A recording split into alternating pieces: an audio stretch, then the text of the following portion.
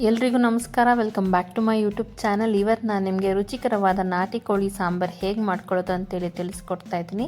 ಮೊದಲಿಗೆ ನಾನಿಲ್ಲಿ 1ರಿಂದ 1.25 kg ಇರುವಂಥ ನಾಟಿ ಕೋಳಿನ ಈ ರೀತಿ ನೀಟಾಗಿ ಕ್ಲೀನ್ ಮಾಡಿಸ್ಕೊಂಡು ಅದಕ್ಕೆ ನಾನಿಲ್ಲಿ ಸ್ವಲ್ಪ ಉಪ್ಪು ಮತ್ತು ಅರಿಶಿನ ಹಾಕ್ಕೊಂಡು ಇಟ್ಕೊಂಡಿದ್ದೀನಿ. ಇದನ್ನು ನಾವು ಚೆನ್ನಾಗಿ ತೊಳ್ಕೊಂಡು ನಂತರ ಸ್ವಲ್ಪ ಉಪ್ಪು ಮತ್ತು ಸ್ವಲ್ಪ ಅರಿಶಿನ ಹಾಕ್ಕೊಂಡು ಈ ರೀತಿ ಇಟ್ಕೊಳ್ಬೇಕಾಗತ್ತೆ.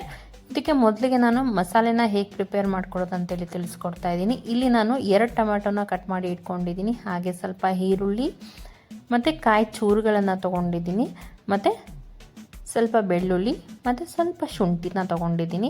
ಶುಂಠಿ ಬೆಳ್ಳುಳ್ಳಿನ ಸ್ವಲ್ಪನೇ ಹಾಕ್ಕೊಳ್ಬೇಕು. ನಾಟಿ ಕೋಳಿ ಸಾರಿಗೆ ಹಾಕ್ಕೊಳ್ದೇ ಇದ್ರೂ ನಡೆಯುತ್ತೆ, ಬಟ್ ಸ್ವಲ್ಪ ಹಾಕ್ಕೊಳ್ಳೋದ್ರಿಂದ ಸ್ವಲ್ಪ ಟೇಸ್ಟ್ ಚೆನ್ನಾಗಿರುತ್ತೆ. ಮೊದಲಿಗೆ ನಾನಿಲ್ಲಿ ಒಂದು ಮಿಕ್ಸರ್ ಜಾರ್ನ ತೊಗೊಂಡು ಕಾಯಿಗಳನ್ನು ಚೆನ್ನಾಗಿ ನುಣ್ಣಗೆ ರುಬ್ಕೊಳ್ಬೇಕು. ಸೊ ಆದಷ್ಟು ನಾವು ಫಸ್ಟನ್ನೇ ಕಾಯಿನ ರುಬ್ಕೊಳ್ಳೋದ್ರಿಂದ ನಾವು ಬೇರೆ ಪದಾರ್ಥಗಳನ್ನು ಹಾಕಿದಾಗಲೂ ಕೂಡ ಕಾಯಿ ನಮಗೆ ನುಣ್ಣಗೆ ರುಬ್ಕೊಳ್ಬೋದು. ಸೊ ಅದಕ್ಕೋಸ್ಕರ ನಾನಿಲ್ಲಿ ಕಾಯಿನ ಫಸ್ಟ್ ರುಬ್ಕೊಳ್ತಾ ಇದ್ದೀನಿ. ಕಾಯಿನ ನಾವು ಆದಷ್ಟು ನೀಟಾಗಿ ಫೈನ್ ಪೇಸ್ಟಾಗಿ ಮಾಡ್ಕೊಳ್ಬೇಕು. ಸೊ ಅದರಿಂದ ನಾಟಿ ಕೋಳಿ ಸಾಂಬಾರು ತುಂಬ ಟೇಸ್ಟಿಯಾಗಿರುತ್ತೆ. ಸ್ವಲ್ಪ ಕಾಯಿ ಚೆನ್ನಾಗಿ ರುಬ್ಬಿಲ್ಲ ಅಂದರೆ ನಾಟಿ ಕೋಳಿ ಸಾಂಬಾರು ಚೆನ್ನಾಗಿರೋದಿಲ್ಲ. ಸೊ ಅದಕ್ಕೆ ನಾವು ಮೊದಲಿಗೆ ಇಲ್ಲಿ ನಾಟಿ ಕೋಳಿ ಸಾಂಬಾರು ಮಾಡಬೇಕಾದ್ರೆ ಕಾಯಿನ ಆದಷ್ಟು ಚೆನ್ನಾಗಿ ನುಣ್ಣಗೆ ರುಬ್ಕೊಳ್ಳಿ. ಅದು ನೀಟಾಗಿ ಫೈನ್ ಪೇಸ್ಟ್ ಆಗಬೇಕು. ನೀವು ಬೇಕಿದ್ದರೆ ಸ್ವಲ್ಪ ನೀರನ್ನು ಕೂಡ ಹಾಕ್ಕೊಂಡು ಈ ರೀತಿಯಾಗಿ ರುಬ್ಕೊಳ್ಬೇಕಾಗತ್ತೆ. ಇವಾಗ ನಾನು ಮತ್ತೆ ಇರುವಂಥ ಪದಾರ್ಥಗಳನ್ನು ಹಾಕ್ಕೊಳ್ತಾ ಇದ್ದೀನಿ. ಬೆಳ್ಳುಳ್ಳಿ, ಶುಂಠಿನೂ ಅಷ್ಟೇ ಒಂದು ಸ್ವಲ್ಪ ಪೀಸ್ನ ಮಾತ್ರ ಹಾಕ್ಕೊಳ್ಳಿ. ನಂತರ ನಾನಿಲ್ಲಿ ಈರುಳ್ಳಿನ ಹಾಕ್ಕೊಳ್ತಾ ಇದ್ದೀನಿ.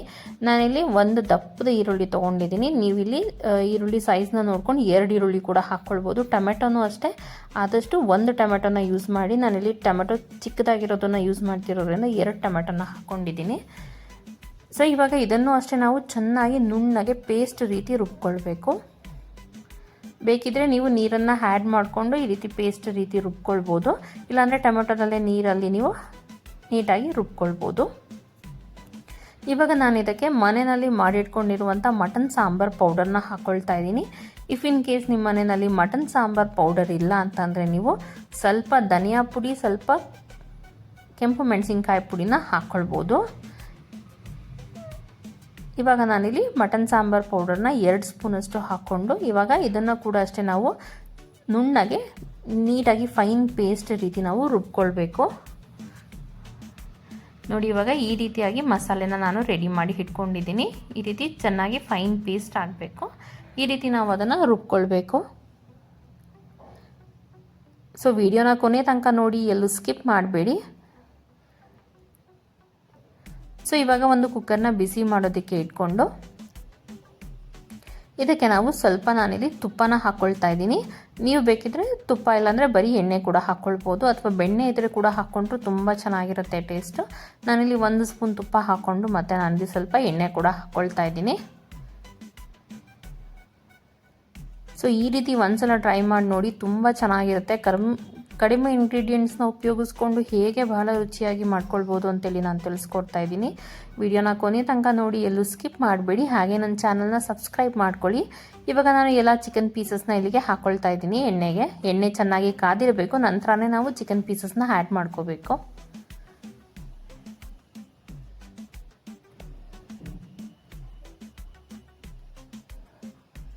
ಸೊ ನೀವು ಈ ರೀತಿ ನಾಟಿ ಕೋಳಿ ಸಾಂಬಾರನ್ನ ಮಾಡ್ಕೊಳ್ಳೋದ್ರಿಂದ ತುಂಬ ಟೇಸ್ಟಿಯಾಗಿರುತ್ತೆ. ಇದನ್ನು ನೀವು 2 ದಿನ ಬಿಟ್ಟು ತಿಂದ್ರೂ ತುಂಬ ರುಚಿಯಾಗಿರುತ್ತೆ, ಅಷ್ಟು ಟೇಸ್ಟಿಯಾಗಿರುತ್ತೆ. ಒಂದ್ಸಲ ಈ ಪ್ರೊಸೀಜರಲ್ಲಿ ಟ್ರೈ ಮಾಡಿ. ನಂತರ ನಾನಲ್ಲಿ ರುಚಿಗೆ ತಕ್ಕಷ್ಟು ಉಪ್ಪನ್ನು ಹಾಕ್ಕೊಳ್ತಾ ಇದ್ದೀನಿ. ನಾನೀಗ ಆಲ್ರೆಡಿ ಸ್ವಲ್ಪ ಉಪ್ಪು ಮತ್ತು ಅರಿಶಿನ ಹಾಕಿ ತೊಳೆದು ಇಟ್ಕೊಂಡಿದ್ದೆ. ಇವಾಗ ನಾನು ರುಚಿಗೆ ಎಷ್ಟು ಉಪ್ಪಿನ ಅವಶ್ಯಕತೆ ಇದೆ ಅಷ್ಟು ಉಪ್ಪನ್ನು ಹಾಕ್ಕೊಳ್ತಾ ಇದ್ದೀನಿ. ನೀವು ಅಷ್ಟೇ ಉಪ್ಪನ್ನು ನೋಡಿ ಹಾಕ್ಕೊಳ್ಳಿ, ಟೇಸ್ಟ್ ಮಾಡಿ.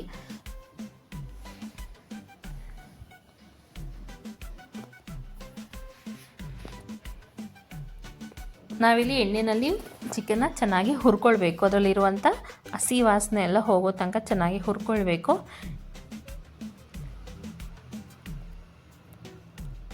ಸೊ ಆದಷ್ಟು ಹರಳುಪ್ಪನ್ನು ಉಪಯೋಗಿಸಿ, ತುಂಬ ಟೇಸ್ಟಿಯಾಗಿರುತ್ತೆ.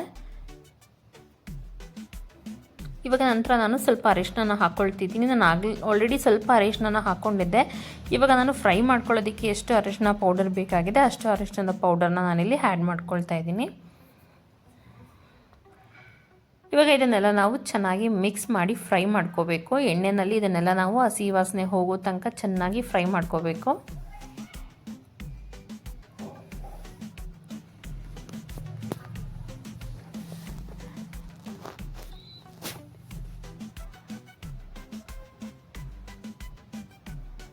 ಸೊ ಈ ರೀತಿ ಎಲ್ಲದನ್ನು ನಾವು ಫ್ರೈ ಆಗೋದಕ್ಕೆ ಬಿಡಬೇಕು, ಅದರಲ್ಲಿರುವಂಥ ಹಸಿ ವಾಸನೆ ಹೋಗೋ ತನಕ ಚೆನ್ನಾಗಿ ಹಾಗೆ ನಾವು ಚೆನ್ನಾಗಿ ಬಾಡಿಸ್ಕೊಳ್ಬೇಕು.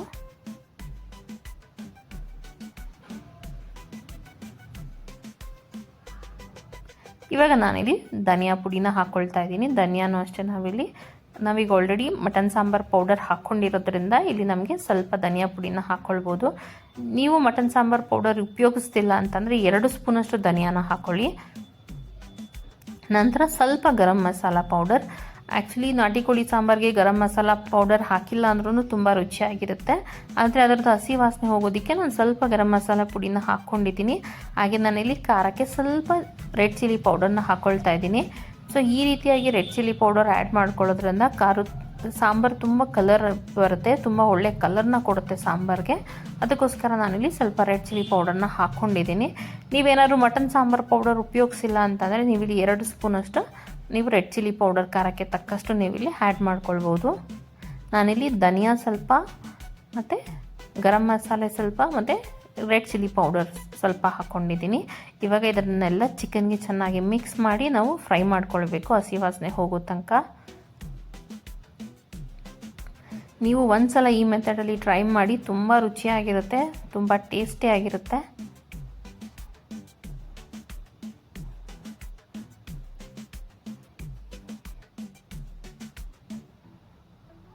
ಈ ಸಾಂಬಾರು ನಿಮಗೆ ಮುದ್ದೆಗೆ, ರೈಸಿಗೆ ಮತ್ತು ಗೀ ರೈಸ್ಗೆಲ್ಲ ಒಳ್ಳೆ ಕಾಂಬಿನೇಷನ್ ಅಂತಲೇ ಹೇಳ್ಬೋದು. ಅಷ್ಟು ರುಚಿಯಾಗಿರುತ್ತೆ. ಈವನ್ ನೀವು ಇದಕ್ಕೆ ಶಾವಿಗೆ ಕೂಡ ಮಾಡ್ಕೊಳ್ಬೋದು. ಅಕ್ಕಿ ಶಾವಿಗೆ, ಒತ್ತು ಶಾವಿಗೆ ಮಾಡಿಕೊಂಡ್ರೆ ಅದಕ್ಕೂ ಕೂಡ ತುಂಬ ರುಚಿಯಾಗಿರುತ್ತೆ. ಇವಾಗ ನಾನು ಏನೀಗ ಆಲ್ರೆಡಿ ರುಬ್ಬಿಟ್ಕೊಂಡಿದ್ವಲ್ಲ ಮಸಾಲೆ, ಅದನ್ನು ಹಾಕ್ಕೊಳ್ಬೇಕು. ಸೊ ಮಸಾಲೆ ಹಾಕಿದ ನಂತರ ಅದನ್ನು ಕೂಡ ಮಿಕ್ಸ್ ಮಾಡಿಕೊಂಡು ಮಸಾಲೆನಲ್ಲಿ ಇರುವಂಥ ಹಸಿ ವಾಸನೆ ಎಲ್ಲ ಹೋಗೋ ತನಕ ಚೆನ್ನಾಗಿ ಬಾಡಿಸ್ಕೊಳ್ಬೇಕು.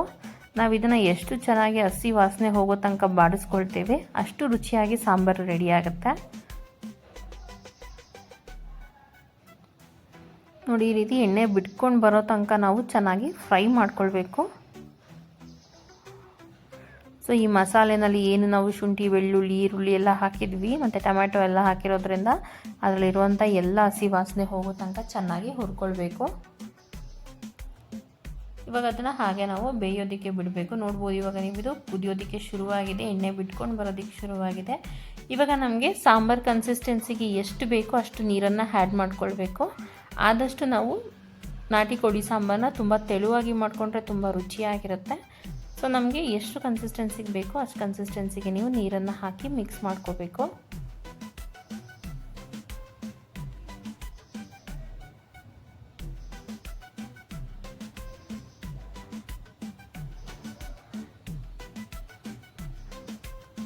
ನೋಡಿ, ಈ ರೀತಿ ನೀಟಾಗಿ ಮಿಕ್ಸ್ ಮಾಡ್ಕೊಳ್ಬೇಕು.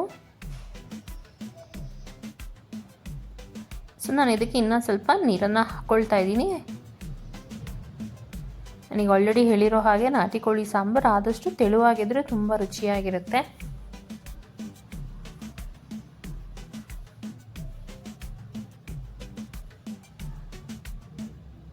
ಸೊ ಇವಾಗ ಈ ರೀತಿ ಎಲ್ಲದನ್ನು ನೀಟಾಗಿ ಮಿಕ್ಸ್ ಮಾಡ್ಕೊಳ್ಬೇಕು.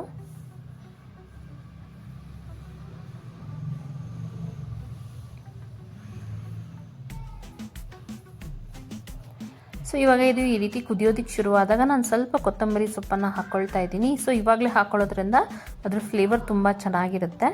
ಇವಾಗ ಈ ರೀತಿ ನೀಟಾಗಿ ಮಿಕ್ಸ್ ಮಾಡ್ಕೊಳ್ಬೇಕು.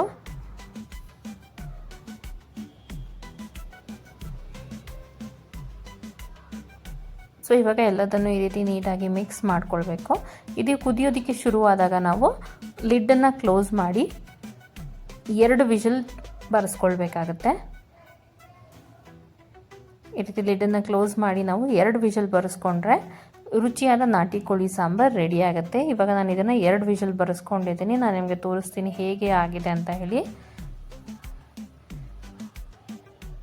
ಸೊ ನೋಡ್ಬೋದು ನೀವು ಎಷ್ಟು ಕಲರ್ಫುಲ್ಲಾಗಿ ನಾಟಿ ಕೋಳಿ ಸಾಂಬಾರು ರೆಡಿ ಆಗಿದೆ ಅಂತ ಹೇಳಿ. ಸೊ ಇದನ್ನೆಲ್ಲ ಒಂದ್ಸಲ ಈ ರೀತಿ ಮಿಕ್ಸ್ ಮಾಡಿಕೊಂಡ್ರೆ ಸೊ ತುಂಬ ರುಚಿಕರವಾದ ನಾಟಿ ಕೋಳಿ ಸಾಂಬಾರು ರೆಡಿ.